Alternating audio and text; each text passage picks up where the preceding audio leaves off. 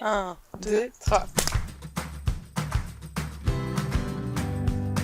Moi c'est Colline, j'ai 23 ans, je suis apprentie au Land Fertile. Je prépare un CAP ouvrier agricole qualifié dans le maraîchage et l'horticulture. Donc en l'occurrence là c'est le maraîchage. C'est un CAP sur 1 an. Je m'appelle Elia, j'ai 29 ans et depuis 2 ans je suis gérante de la ferme des Landes Fertiles, donc une micro-ferme maraîchère au sud de Nantes en agriculture biologique. Et je suis depuis octobre maître d'apprentissage de Colline. À mon arrivée à l'exploitation, on a fixé des objectifs dans un cahier trimestre par trimestre afin que je prenne en autonomie un maximum. Pour ce qui est de l'organisation des journées, souvent quand j'arrive, je fais les poules parce qu'on a un atelier de poules pondeuses, donc je les nourris, je récupère les œufs, je donne de l'eau, etc.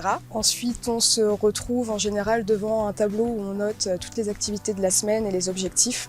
Et on met en place les ateliers selon ce qui est plus urgent ou moins urgent. Les filles me demandent aussi beaucoup ce que j'aime faire, ce que j'aime moins faire, ce que j'aimerais plus faire, ce que j'aimerais apprendre.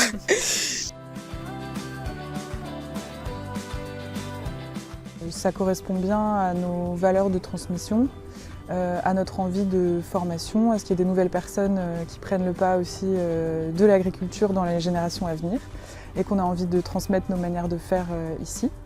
Et c'est un équilibre qui nous intéresse bien entre transmettre nous nos savoirs et recevoir de l'aide 2 semaines par mois environ d'une personne qui vient en tant que personne à part entière de l'équipe.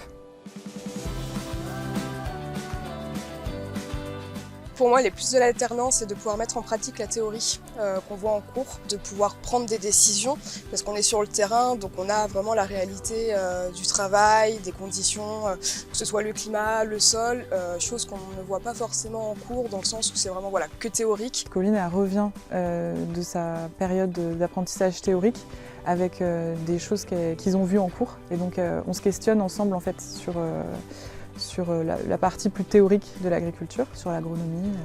Et l'autre avantage, j'y reviens encore, c'est le temps long en fait. De pouvoir se projeter avec une personne pendant 1 an, c'est quand même assez précieux sur une ferme parce qu'on peut aborder tous les différents travaux des champs avec les saisons.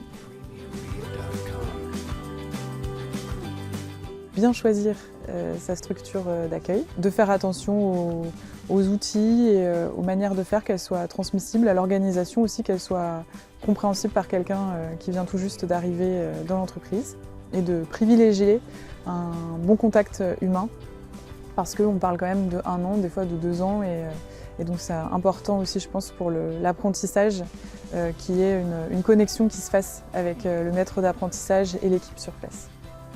De bien réfléchir à son projet, d'être sûr de ce qu'il veut faire, parce que ça reste un engagement sur du long terme.